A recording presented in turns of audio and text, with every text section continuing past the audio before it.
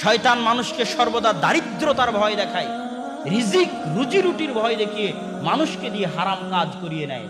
অথচ মা মিন দাব্বাতিন ফিল আরদি ইল্লা আলাল্লাহি রিজকুহা, আসমানের নিচে জমিনের উপরে এমন কোন পশু পাখি জীব জন্তু জানোয়ার মশা মাছি পিঁপড়া এমন কিছুই নাই যার রিজিকের দায়িত্ব আল্লাহ বহন করেন।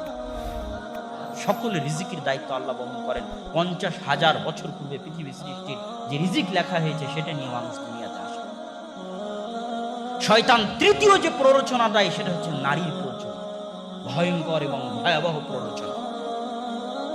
এই জিনিসগুলোর মাধ্যমে শিরক, দুনিয়ার লোভ, নারীর লোভ, এই জিনিসগুলোর মাধ্যমে শয়তান মানুষকে পথভ্রষ্ট করতে থাকে, জাহান্নামের দিকে নিয়ে যেতে থাকে।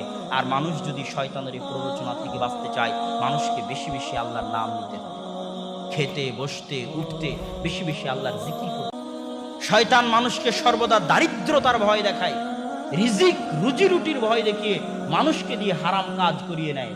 অথচ মা মিন দাব্বাতিন ফিল আরদি ইল্লা আলাল্লাহি রিজকুহা, আসমানের নিচে জমিনের উপরে এমন কোন পশু পাখি জীব জন্তু জানোয়ার মশা মাছি পিঁপড়া এমন কিছুই নাই যার রিজিকের দায়িত্ব আল্লাহ বহন করেন। সকলের রিজিকের দায়িত্ব আল্লাহ বহন করেন। 50,000 বছর পূর্বে পৃথিবী সৃষ্টির যে রিজিক লেখা হয়েছে সেটা নিয়ে মানুষ দুনিয়াতে আসে। শয়তান তৃতীয় যে প্ররোচনা দেয় সেটা হচ্ছে নারীর প্ররোচনা, ভয়ঙ্কর এবং ভয়াবহ প্ররোচনা। এই জিনিসগুলোর মাধ্যমে শিরক, দুনিয়ার লোভ, নারীর লোভ, এই জিনিসগুলোর মাধ্যমে শয়তান মানুষকে পথভ্রষ্ট করতে থাকে, জাহান্নামের দিকে নিয়ে যেতে থাকে।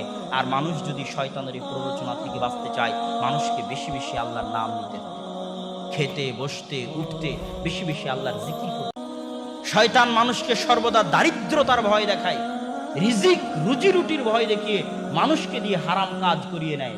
অথচ মা মিন দাব্বাতিন ফিল আরদি ইল্লা আলাল্লাহি রিজকুহা, আসমানের নিচে জমিনের উপরে এমন কোন পশু পাখি জীব জন্তু জানোয়ার মশা মাছি পিঁপড়া এমন কিছুই নাই যার রিজিকের দায়িত্ব আল্লাহ বহন করেন।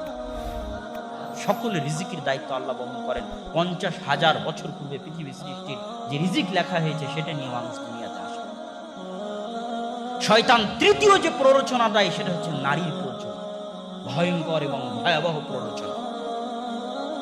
এই জিনিসগুলোর মাধ্যমে শিরক, দুনিয়ার লোভ, নারীর লোভ, এই জিনিসগুলোর মাধ্যমে শয়তান মানুষকে পথভ্রষ্ট করতে থাকে, জাহান্নামের দিকে নিয়ে যেতে থাকে। আর মানুষ যদি শয়তানের এই প্ররোচনা থেকে বাঁচতে চায়, মানুষকে বেশি বেশি আল্লাহর নাম নিতে হবে, খেতে বসতে উঠতে বেশি বেশি আল্লাহর জিকির করতে।